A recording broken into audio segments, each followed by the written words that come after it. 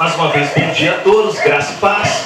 Nós somos o Projeto Edificar e estamos aqui para anunciar a graça e o amor de Deus aos corações.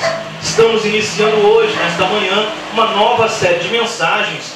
A nossa série nova se chama A Cruz de Cristo. Vamos estar durante 10 semanas falando sobre este assunto este que é de vital importância para a Igreja do Senhor Jesus em toda a terra. Nós louvamos a Deus por essa palavra que nos apresenta, por essa palavra que se revela a nós. Essa série de mensagens é baseada na Bíblia Sagrada e na série do meu querido pastor Ed Henriquevitz, A Velha História de Jesus e Sua Cruz. Essa série de mensagens, A Cruz de Cristo, o tema desta manhã é Cobertos pelo Sangue. Nosso tema da primeira mensagem desta série é Cobertos pelo Sangue. Abra sua Bíblia, Evangelho de Lucas, capítulo 18, versículos 9 ao 14. Lucas, capítulo 18, versículos 9 ao 14. Você achou? Coloque a mão sobre a sua Bíblia e nós vamos estar orando. Santo Deus, muito obrigado por essa palavra revelada a nós. Muito obrigado por tudo que tens feito em nossas vidas e por aquilo que ainda vais fazer. Muito obrigado, Senhor, pela tua palavra de esperança aos nossos corações. Muito obrigado por estarmos cobertos pelo teu sangue.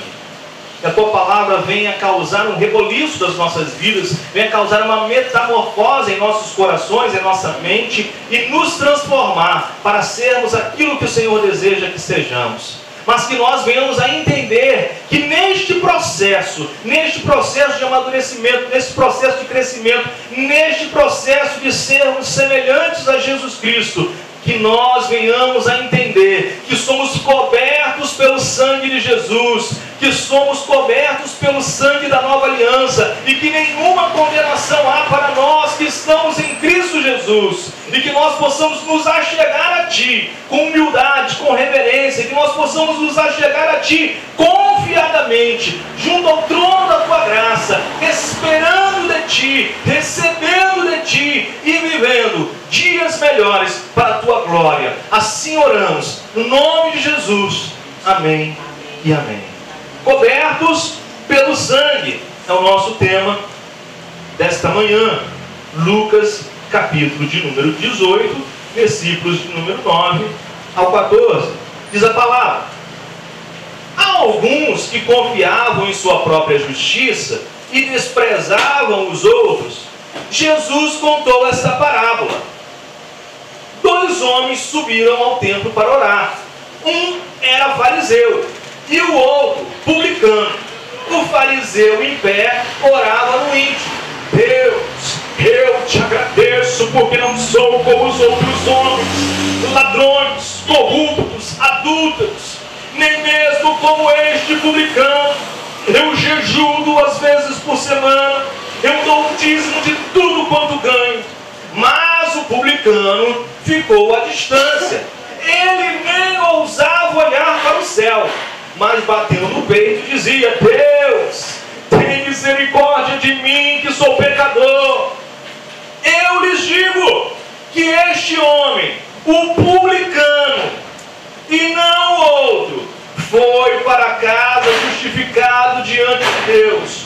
Pois quem se exalta será humilhado, e quem se humilha será exaltado. Nesta nova série de mensagens que nós estamos iniciando hoje, eu pretendo contar a história da cruz de Cristo. Eu pretendo levar vocês a vivenciarem algo extraordinário que essa história, a história da cruz de Cristo, nos proporciona.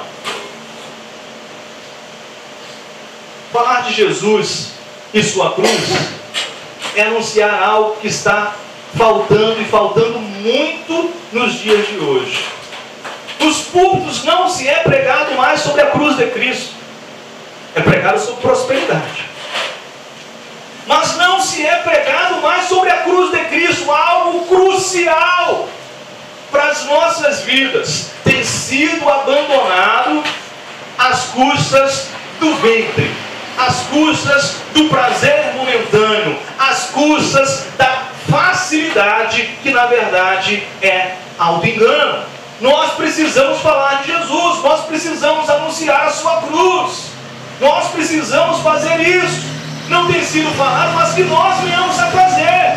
Nós precisamos revelar o Evangelho de Jesus a todos, aos de nossa casa, aos que estão próximos a nós, aos que estão longe de nós. Nós precisamos anunciar o Evangelho, nós precisamos anunciar a cruz de Cristo. E nesta parábola que nós acabamos de ler, fica evidenciado algo que é de suma importância para todos nós. Fica evidenciado nesta parábola a graça de Deus. Na leitura da parábola do fariseu e do publicano, nós podemos observar algumas coisas interessantes que eu gostaria de repartir com você nessa hora. Deus, Ele falando através de Jesus, fica claro nessa parábola do fariseu e do publicano, que Ele não busca salvar o mundo pelo bom comportamento do ser humano. O bom comportamento do ser humano não garante a este ser humano a salvação. Não adianta não ser ladrão, não adianta não ser corrupto, não adianta não ser adúltero, não adianta ser dizimista, não adianta nada disso. Deus não está olhando isso. Não é o bom comportamento do ser humano que vai fazer com que ele seja salvo. Então o que, pastor? O que vai fazer com que o ser humano seja salvo? O que faz com que o ser humano seja salvo é a graça de Deus, o amor de Deus.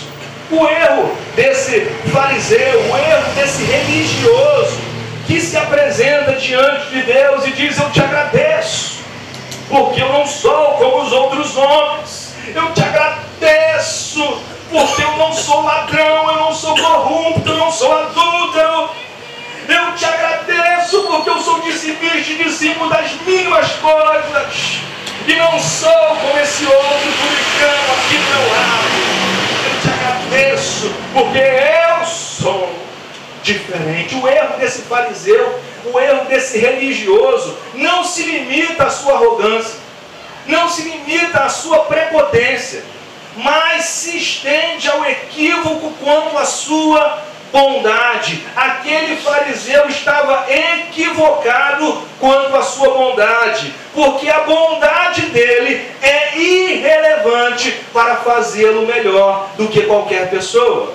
E eu vou dizer para você, a sua bondade é irrelevante para te fazer melhor do que qualquer pessoa.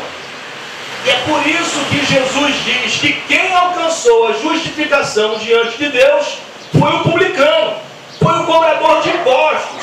Que irreverência, ele não ousava nem olhar para o céu. Que irreverência, reconheceu a sua posição de pecador.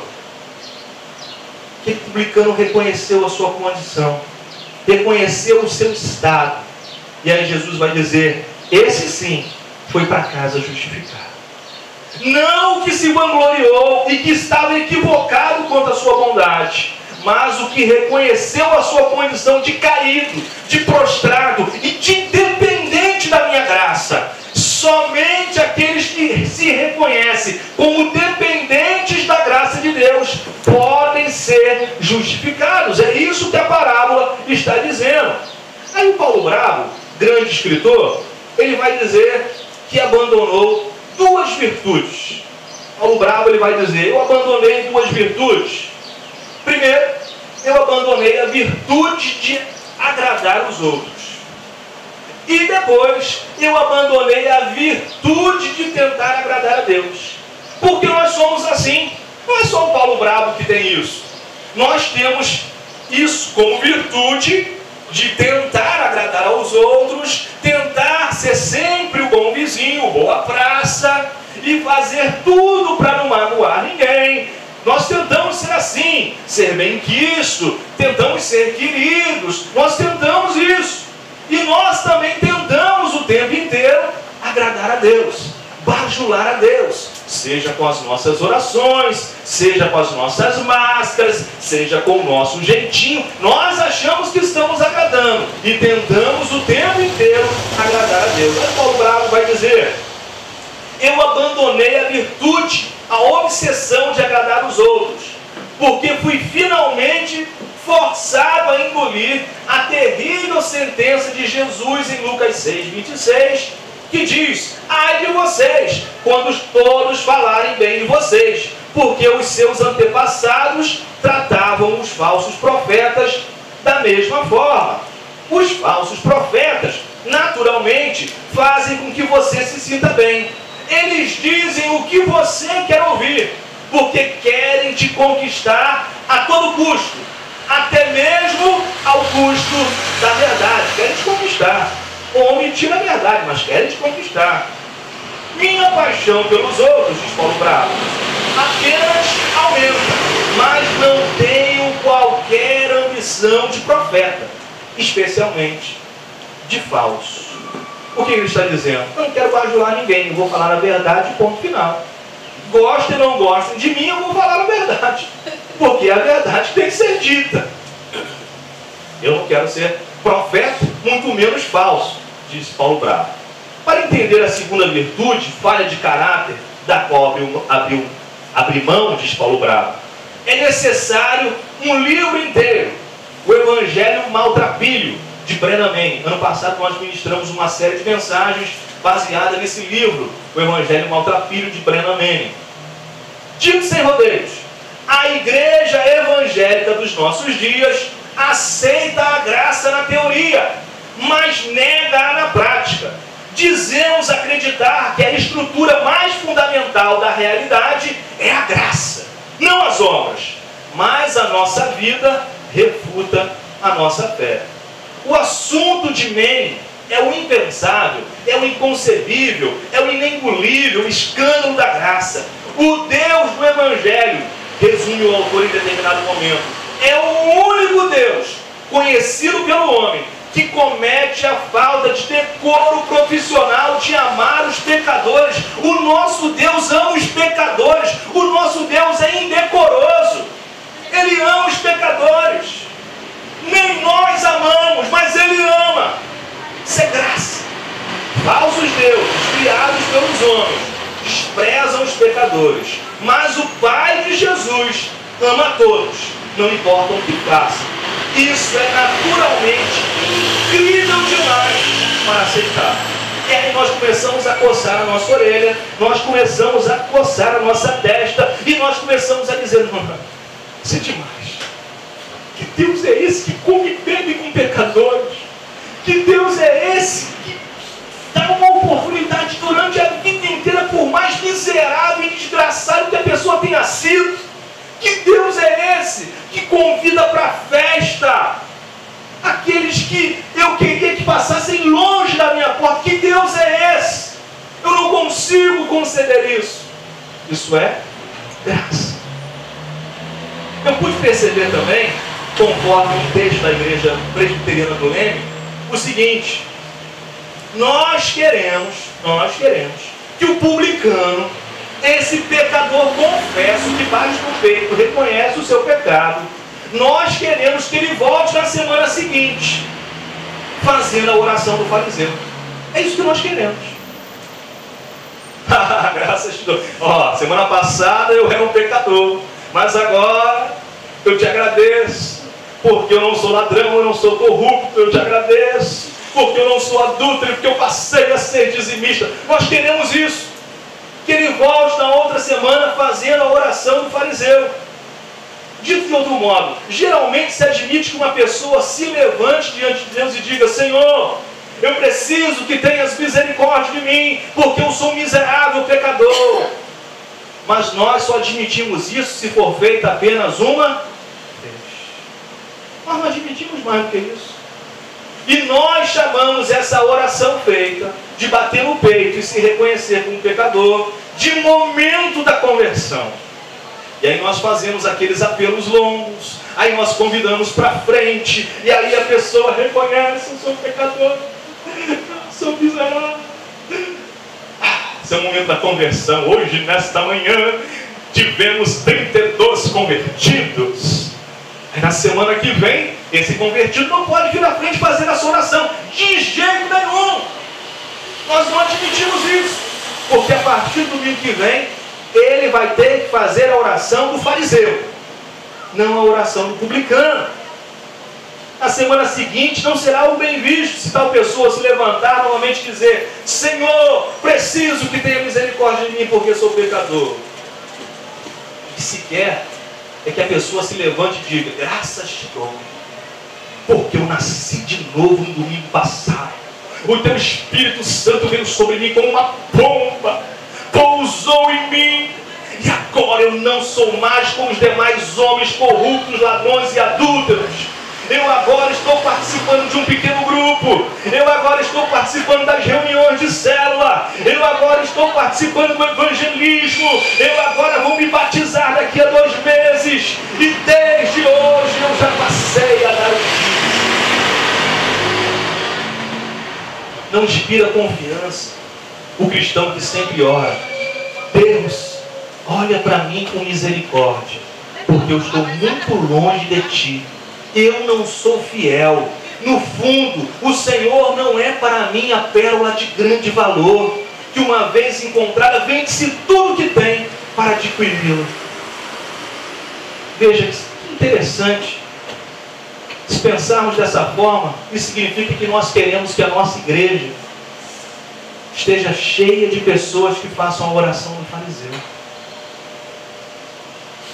Se nós pararmos para pensar bem, nós queremos que as nossas igrejas estejam cheias de pessoas que façam a oração do fariseu. Só que nós não nos atentamos que o que Jesus está dizendo é que a oração que Deus ouve é a oração que diz: Senhor, preciso que tenhas misericórdia de mim, porque eu sou um miserável maltrapilho, miserável homem que sou. A oração que Deus ouve é: Senhor, eu sou um pecador, e não eu era um pecador. A oração que Deus ouve é: Senhor, eu preciso da Tua graça todos os dias da minha vida, porque sem Ti eu não sou nada. Eu não sou ninguém, eu não passo de trapo de imundícia. Sem Ti eu estou sujo e lameado. Sem Ti eu estou perdido, sem direção. Sem Ti eu estou cego. Eu dependo de Ti, eu dependo da Tua graça, eu dependo da Tua compaixão, eu dependo da Tua misericórdia. Tenha misericórdia de mim, Senhor. Essa é a oração que Deus ouve. Eu penso que o nosso grande problema na relação com Deus não são as nossas falhas, mas os nossos acertos. Pastor, é isso. Não é o nosso pecado. O problema é a nossa virtude que nos afasta de Deus. É a nossa negação do fato de quem nós somos. Isto é, pecadores, que nos afasta de Deus. Nós nos achamos muito. Nós nos achamos grandiosos. Nós nos achamos extraordinários. Nós nos achamos melhores do que os outros. Porque nós é que somos os salvos. Nós é o que somos nascidos da divina semente.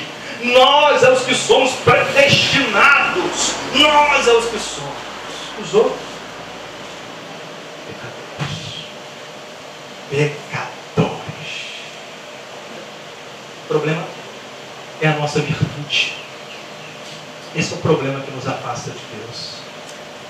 A gente toma muito a sério o texto de Isaías 59:12, quando afirma que as nossas maldades nos separam de Deus e os nossos pecados escondem o seu rosto de nós, e por isso Ele não nos ouvirá.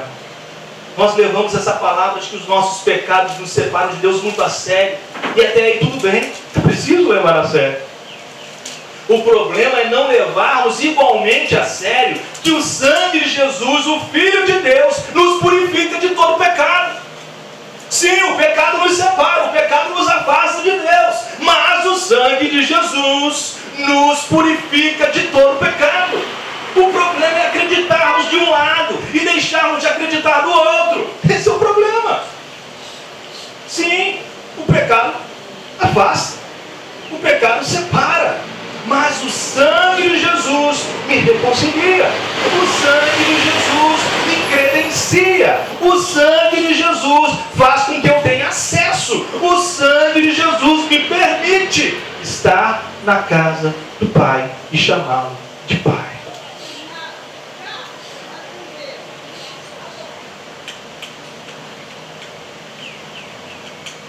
E aí nós não entendemos isso e passamos a entender que a única alternativa que temos para comparecer diante de Deus, já que não estamos livres de pecado ou sem pecados, é cobertos pelo sangue de Jesus, confiados no mérito de Jesus. Nós precisamos entender de verdade isso, porque nós não entendemos e ficamos desenganando durante a vida inteira. Mas precisamos entender, eu só posso chegar no Santo dos Santos, eu só posso entrar no Santo dos Santos, porque o véu foi rasgado de alto a baixo, eu tenho livre acesso ao Pai, mas eu só posso isso porque eu sou coberto pelo sangue de Jesus. E isso tudo é mérito da obra da cruz de Cristo. Isso tudo é obra de Jesus, que morreu e ressuscitou por cada um de nós, que nos deu livre acesso ao Pai. E nós, quando atravessamos pela cruz, nós somos banhados pelo sangue de Jesus. E é o sangue de Jesus que nos credencia a irmos até o Pai. É o sangue de Jesus que nos credencia, porque pecadores somos, mas cobertos pelo sangue de Jesus, justificados nos tornamos. E é assim que nós avançamos na nossa vida. Quando não admitimos o nosso pecado, é que nos encontramos longe de Deus. Próximos de Deus, quando reconhecemos que somos pecadores e dizemos para Deus: eu sou um pecador, mas coberto pelo sangue de seu Filho Jesus, eu estou debaixo da tua graça. Invoco o teu nome não porque eu estou sem pecado ou há virtudes em mim, mas porque eu confio no teu amor e na tua generosidade, e na tua graça, e na tua bondade, e na tua escolha em me amar do jeito que eu sou, com os meus defeitos, com as minhas particularidades, com as minhas fraquezas. O Senhor escolheu me amar do jeito que eu sou. Viver pela graça é abrir mão de afirmarmos nossa ilusória virtude diante de Deus. É desistir de negar que nós somos imperfeitos, inadequados, que somos filhos que constantemente desonramos o nosso Pai. O que acontece geralmente é que quando cometemos um pecado que nos envergonha, algo que achamos ser terrível, imagine que ontem à noite aconteceu algo que te envergonhou. Imagine isso agora. Você cometeu um pecado ontem à noite que te envergonhou. Então o que sucede hoje? Pastor, não foi ontem, não foi anteontem. Tá bom, imagine. Nós deixamos de orar. Nós cometemos algo grave ontem à noite, anteontem à noite, sabe Deus quando, e nós estamos envergonhados. Aí chega de manhã, nós estamos acostumados a orar, mas aí nós não temos cara para orar. Nós não temos cara para nos ajoelhar, nos colocar diante de Deus e orar. E aí nós disfarçamos. Estou atrasado. Acordei meio atrasado hoje. Vamos para o banheiro, lavamos o rosto, escovamos o dente. Vou orar daqui a pouquinho. Então, mas vou lá fazer meu café. Porque não temos cara, estamos envergonhados. Queremos olhar para Deus. Daí nós achamos que um longo período de silêncio resolve o que só uma boa conversa irá resolver. Isso é muito parecido com um casamento, né? Você que é casado sabe disso, né? Você fez alguma coisa que o seu cônjuge não gostou, você vai dar um jeitinho de ficar quieto. Não vai tocar em assunto nenhum, vai disfarçar mexendo no smartphone, vai disfarçar assistindo lá a televisão, vai disfarçar comprando um pão. Você não comprava pão há tanto tempo, vai lá à padaria comprar um pãozinho, uma mortadela defumada, vai disfarçar fazendo um café, vai disfarçar assobiando, vai disfarçar. Porque você esquece que é só uma boa conversa que vai resolver. Você diz: não vai passar o tempo, daqui a pouco ela vai esquecer, ele vai esquecer, e vai ficar tudo de boa. E nós somos assim com Deus também. cometemos algo que nos envergonhamos e começamos a fugir dele daqui, a fugir dele de lá, a disfarçar para aqui, a disfarçar para lá. Aí nós ficamos um tempo em silêncio, mas aí o tempo passa, e aí a gente já coloca um Thales Roberto para tocar, e aí a gente começa a ouvir um Thales Roberto, aí a gente já começa a cantar: mas eu escolho Deus, eu escolho ser amigo de Deus, eu escolho Cristo todo dia, já morri, minha vida agora eu vivo a vida de Deus. Aí nós já começamos a cantar um Thales Roberto, começamos a falar umas palavras bonitinhas para Deus. O peso da consciência baixa e nós fazemos os nossos elogios para o Senhor. Tu és maravilhoso, oh, que Deus grandioso, que dia lindo que o Senhor me deu. Já começamos a elogiar o Senhor, porque o tempo já passou, a consciência pesada já baixou. Aí nós já começamos a dar uns aleluias, glória a Deus, aí tudo volta ao normal. Não é assim que funciona? Achamos que para orar não podemos ter a consciência pesada. Isso é tolice. Isso é uma grande tolice. Pois não ter consciência pesada não te isenta de ter pecados. Ah, eu não tenho a consciência pesada, não significa que você não tem pecado. Você só não teve a consciência pesada. Porque nós fomos condicionados pela religião a termos a consciência sensível a alguns tipos de pecado. Aquilo que o fariseu falou: eu não sou ladrão, eu não sou corrupto, eu não sou adúltero, eu sou sinistro. A religião nos ensinou isso. A religião nos induziu para isso. E nós só temos consciência pecada quando nós roubamos. Nós só temos consciência pecada quando nós estamos metidos em corrupção da Petrobras. Nós só temos consciência pesada quando adulteramos.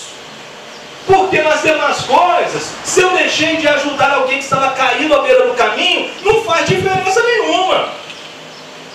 Se eu deixei de ajudar alguém que carece, que sofre com o mal e com a maldade, não tem diferença nenhuma. Eu não sou adúltero, eu não sou corrupto, eu não vou metido nessas coisas ilícitas aí da política. Eu não tenho consciência de pecado, não. Mas você não ajuda ninguém. Você guarda mágoa no seu coração. Você é uma pessoa rancorosa. Isso aí é fichinha. O importante é que eu não roubo. A religião nos ensinou isso. E nós esquecemos de todas as outras coisas. E nós dizemos: nós somos homossexuais. Eu não participei ontem da marcha gay, da parada gay em São Paulo. Então está tudo certo, para mim está tudo bem. Eu sou casado com uma mulher, então está tudo bem para mim.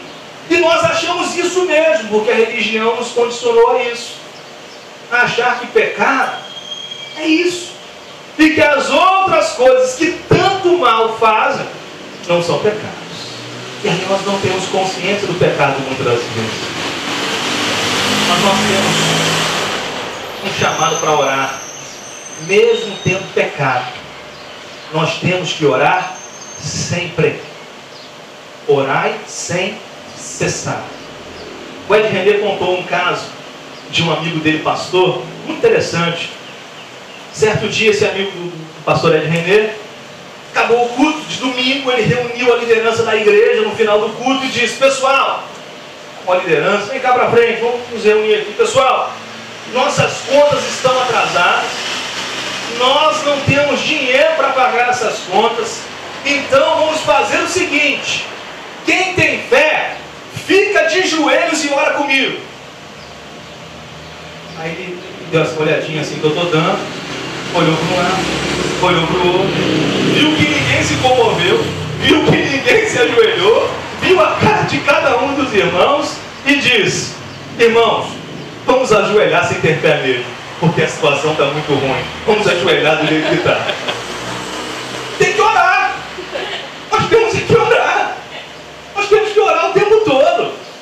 Irmão, nós não oramos porque estamos sem pecado. Nós oramos por causa da graça de Deus. Jesus nos abriu um novo e um vivo caminho. Nós somos convidados a ir à presença do Pai, a termos intimidade com Ele, a vivermos em unidade com Ele. Deus nos recebe sendo nós ainda pecadores, e isso é extraordinário. não precisamos ter consciência pesada para orar. Nós não precisamos ter falta de consciência pesada para orar. Nós precisamos orar.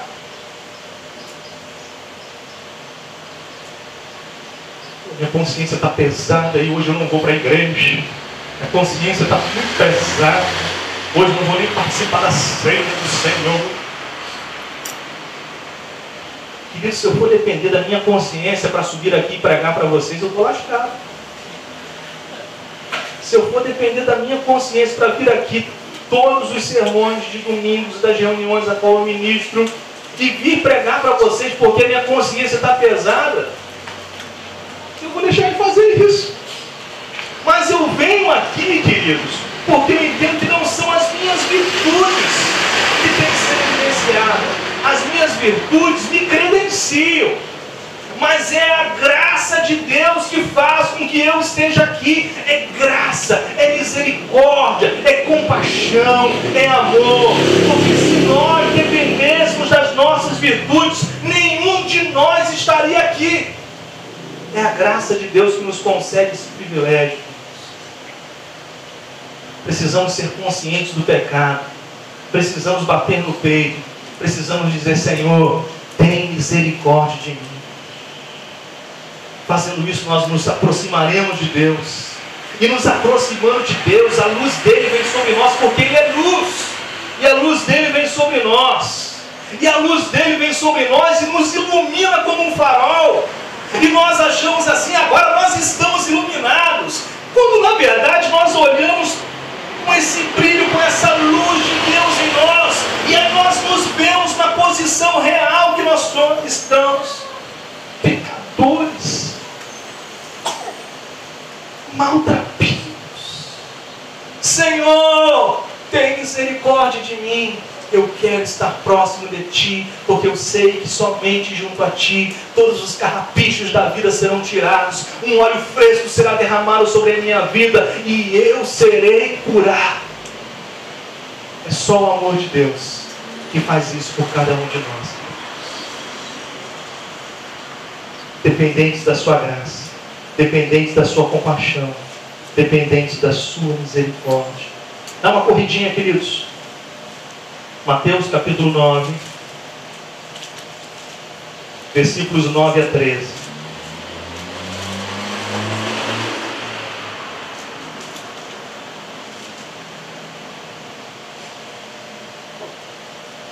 Mateus capítulo 9, versículo 9 a 13. Diz a palavra: passando por ali, Jesus viu um homem chamado Mateus, sentado na coletoria, e disse-lhe: siga-me. Mateus levantou-se e o seguiu. Mateus era um cobrador de impostos. Era alguém odiado pelos judeus. Os judeus estavam debaixo da tirania, debaixo da escravidão de Roma. Aí Roma vai e pega alguns dos judeus, e transforma eles em coletores de impostos para sugar, para pegar todos os dinheiros de impostos do povo. Então o povo odiava. Ele se diz irmão nosso, ele é judeu, mas ele está a serviço de Roma. Ele está nos roubando, ele está nos pervertendo, ele está tirando o pouco que nós temos. Então os cobradores de impostos eram odiados. Jesus passa, chama um cobrador de impostos e diz para ele: siga-me. Mateus levantou-se e o seguiu. Estando Jesus em casa, foram comer com ele e seus discípulos muitos publicanos e pecadores, pessoal do alto escalão do pecado. Vendo isso, os fariseus perguntaram aos discípulos dele: por que o mestre de vocês come com publicanos e pecadores? Ouvindo isso, Jesus disse: não são os que têm saúde que precisam de médico, mas sim os doentes. Vão aprender o que significa isso. Desejo misericórdia, não sacrifícios, pois eu não vim chamar justos, mas eu vim chamar pecadores. Aí nós lemos esse texto e nós interpretamos assim durante a vida inteira: nós não somos mais pecadores, porque Jesus nos encontrou. nós não somos mais pecadores, porque um dia, há 18 anos, há 15 anos, 4 dias e 3 horas, um dia, lá na rua tal, eu aceitei Jesus como meu Salvador. Eu fiz uma confissão de fé, e eu agora não sou mais pecador. E daí para frente, nós passamos a orar como fariseu religioso. E nós passamos a dizer: Senhor, eu te recebi há tantos anos atrás, mas agora, graças eu te dou, porque eu não sou ladrão, eu não sou corrupto, eu não sou adúltero, e eu sou dizimista. Senhor, graças eu te dou, porque eu tenho asas para voar. Graças eu te dou, porque eu me basto, eu me garanto, eu posso ir sozinho. Graças eu te dou, porque o Senhor fez de mim livre, e eu agora sou livre para viver do meu jeito, da minha maneira, porque as minhas virtudes me bastam. Eu vou seguir sozinho agora. Ao recebermos Jesus, queridos, nós melhoramos. Vou repetir. Ao receber, ao confessar Jesus como Senhor das nossas vidas, nós melhoramos, mas nós não nos tornamos perfeitos. Há um caminho, e um caminho longo a seguir. Aí entram alguns engraçadinhos que dizem: ah, pastor, já que nós somos pecadores, nós podemos então viver de qualquer maneira, não é? Esse tipo de pergunta mostra o quanto nós temos dificuldades em entender e viver a graça. Esse tipo de pergunta de uma pessoa que se diz cristã me entristece de tal maneira, porque me faz ver que nós temos dificuldade em entender e viver a graça. Embora numa busca incansável para ser a imagem e semelhança de Jesus, só alcançaremos essa plenitude no céu. Só alcançaremos essa plenitude no céu. No dia em que o mortal for revestido do imortal, no dia em que o corruptível for revestido do incorruptível, é nesse dia que nós alcançaremos essa plenitude. Enquanto isso, não. Enquanto isso, nós seguimos buscando ser, mas não somos. Aqui na terra nós continuaremos pecando e sendo dependentes totalmente da graça de Deus. Não nos é possível cumprir a lei. É Jesus quem cumpre a lei por nós. Nós não podemos cumprir a lei com as nossas virtudes. Nós não podemos cumprir a lei com o nosso jeitinho. Nós não podemos cumprir a lei com a nossa máscara. Nós não podemos cumprir a lei. É Jesus quem cumpre por nós. Você não precisa ir, só anote. Romanos 5, 20 a 21. Estamos na parte final da mensagem.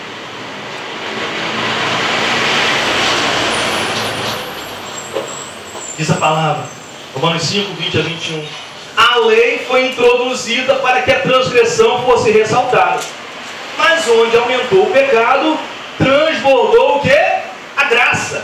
A fim de que assim como o pecado reinou na morte, também a graça reine pela justiça, para conceder vida eterna, mediante Jesus Cristo nosso Senhor.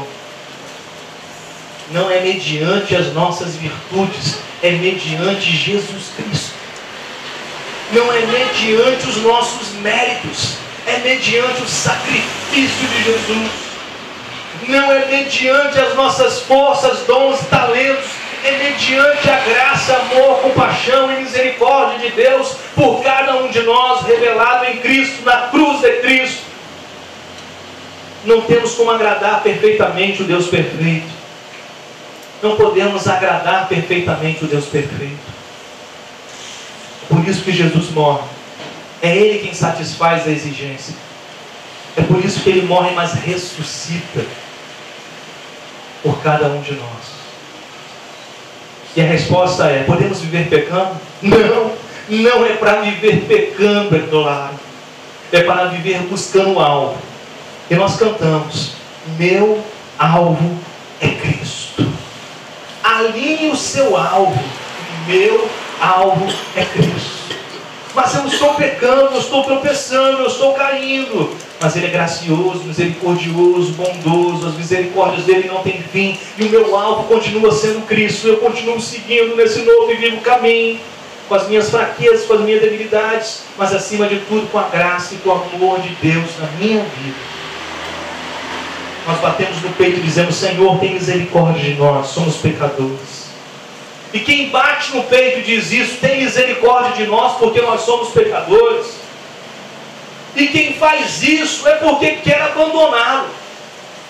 Porque nós sabemos muito bem que o pecado destrói, o pecado dilacera, o pecado fere, o pecado machuca. Nós sabemos disso. E quando nós batemos no peito e diz: tem misericórdia de nós, nós estamos dizendo: Senhor, nós não queremos mais viver essa vida destruída, dilacerada, machucando a nós mesmos e aos outros. Nós não queremos mais viver sofrendo. Nós não aguentamos mais viver essa vida e levar as pessoas que nos cercam a viver também. Porque o pecado é aquilo que destrói. O pecado, ele é autodestrutivo. Quem bate no peito reconhecendo-se pecador e clamando e suplicando por Deus, quer abandonar aquilo que destrói e autodestrói. Mas você precisa entender que não é possível obedecer sempre. Nós muitas vezes desobedecemos. Mas não faça disso um motivo para se afastar de Deus. Não faça disso um motivo para errar o alvo. Não faça disso um motivo para não reconhecer que você é coberto pelo sangue. Nós chamamos Deus de Pai não porque não temos pecado, mas porque nós reconhecemos a nossa condição de pecadores. E Ele nos amou, sendo nós ainda pecadores. Entretanto, nós reconhecemos que o nosso Deus é amor e que a sua graça nos traz redenção através do sangue do seu Filho, Jesus Cristo. Nós somos cobertos pelo sangue de Jesus. Mas nós temos visto por aí as igrejas formando exércitos, legiões de fariseus, legiões de religiosos, as igrejas ensinando as pessoas a orarem como fariseu. E Jesus disse: não foi o fariseu que foi justificado para casa. Quem foi justificado foi o publicano, foi o que bateu no peito e se reconheceu um pecador. Ele que se colocou debaixo da graça de Deus, ele sim foi justificado. E é isso que eu quero ensinar à igreja a qual eu pastoreio, a igreja a qual Deus me confiou. Reconheça a sua posição, mas reconheça que você está coberto pelo sangue de Jesus. Não seja um fariseu religioso, porque o fariseu religioso julga os outros, se acham melhores do que os outros. Daí nós ouvimos muitas vezes as pessoas dizerem: se esse camarada fosse mesmo convertido, ele não faria isso. Se ele fosse mesmo convertido, não faria isso. Iludidos, prepotentes, não enxergam a sua condição e vivem a julgar os outros. Deus tenha misericórdia de nós. O que precisamos é ser sinceros com Deus e dizer: Senhor, o que tem dentro de mim, Senhor, é um impulso de roubo, é um impulso de corrupção, é um impulso de adultério. O que tem dentro de mim é esse impulso. Dentro de mim há um orgulho tão grande que eu me esforço para te agradar, e eu me visto de máscaras para pelo menos tentar agradar os outros que não me conhecem como o Senhor me conhece. O espaço religioso tem formado pessoas doentes, esfaceladas, arruinadas, mas ainda assim prepotentes. Pois a culpa adoece, a hipocrisia corrói. A hipocrisia corrói a alma. Viver com máscaras, queridos, exige mentir 24 horas por dia. E isso não é possível. Não é possível uma pessoa viver com uma máscara mentindo 24 horas por dia. Uma hora a casa cai. E aí a pessoa passa a viver uma falência. Uma falência de todo um sistema a qual ela estabeleceu a sua vida. Precisamos nos aproximar de Deus e dizer: Senhor, somos pecadores, tenha misericórdia de nós. É a sua graça que faz com que eu dobre os meus joelhos. É a sua graça que faz com que eu ore, bata no peito e diga: tenha misericórdia. É a tua graça que me justifica. É a tua graça, é a tua mão de poder e de glória que faz com que eu seja uma nova criação. Quando alguém te apontar um erro, admita: realmente, eu sou um pecador. Mas diga: pobre de Deus, pois está lá na cruz do Calvário. Eu sou coberto pelo sangue de Jesus. Vai cobrir de Deus. Vai cobrar de Deus. Eu sou coberto pelo sangue de Jesus. É o sangue dele que me purifica de todo pecado. Nós estamos terminando. 3 minutinhos, vamos finalizar. Talvez vocês me perguntem: pastor, você vive tudo que você prega? Eu vou dizer para você: não vivo tudo que eu prego. Pastor, então você é um hipócrita. Eu vivo aquilo que a Bíblia diz para eu pregar. Porque quando eu prego para mim e para vocês. Essa espada, ela corta para os dois lados, para mim e para vocês. Eu prego aquilo que a Bíblia manda eu pregar.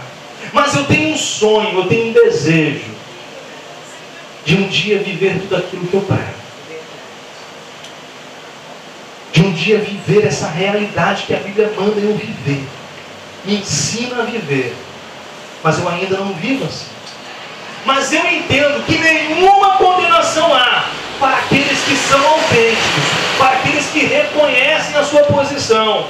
Nenhuma condenação há para os que estão em Cristo. Nenhuma condenação há para os que estão firmados nele. Nenhuma condenação há para os que estão debaixo da graça dele. E é assim que eu me encontro, reconhecendo a minha posição, mas vivendo uma vida autêntica, firmado em Cristo, na graça dele, entendendo que a misericórdia dele se renova a cada manhã. Nós celebramos a morte de Jesus. Nós celebramos o seu sangue derramado por nós. Nós celebramos a sua ressurreição. Para terminarmos, você não precisa ir. 1 de João 1, 5 a 9. Para terminarmos e irmos embora. Entendendo que somos cobertos pelo sangue. 1 de João 1, 5 ao 9. Diz a palavra: esta é a mensagem que dele ouvimos e transmitimos a vocês. Deus é luz, nele não há treva alguma. Se afirmarmos que temos comunhão com ele, mas andamos nas trevas, mentimos e não praticamos a verdade. Se porém andamos na luz, como ele está na luz, temos comunhão uns com os outros, e o sangue de Jesus, seu Filho, nos purifica de todo pecado. Se afirmarmos que estamos sem pecado, enganamos-nos a nós mesmos, e a verdade não está em nós. Se confessarmos os nossos pecados, ele é fiel e justo para perdoar os nossos pecados e nos purificar de toda injustiça. A minha oração é para que todos tenham consciência de pecado. A minha oração é para que todos encontrem lugar de arrependimento, porque nós sabemos que o pecado é um caminho de morte. A minha oração também é para que vocês não apenas se sintam pecadores, mas saibam que são cobertos pelo sangue do nosso Senhor Jesus Cristo, que nos purifica de todo pecado. Aquele que confessa o seu pecado é justificado por Deus.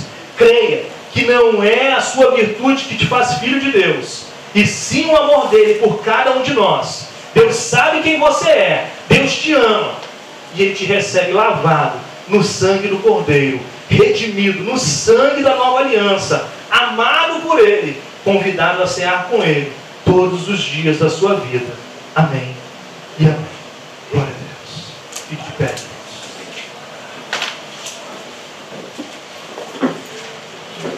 Santo Deus, graças te damos. Graças te damos por esta palavra. Graças te damos por sermos cobertos pelo teu sangue. Tenha misericórdia de nós. Tenha misericórdia de nós. Nós entregamos as nossas vidas nas tuas mãos, clamando, suplicando, implorando pela tua graça, pelo teu amor, pela tua compaixão, pela tua misericórdia, que não tem fim, que se renova a cada manhã. Leva-nos em paz, despeça-nos na tua paz e no teu amor, para a tua glória. Assim oramos, em nome de Jesus. Amém e amém. Você é abençoado, você é mais do que vencedor. Desde já eu te declaro na palavra: imutável Deus e sob a infalível cobertura de sua eterna graça, hoje e sempre, reinando em vida. Vá em paz, vá feliz, aplauda Jesus bem forte, porque Ele é digno.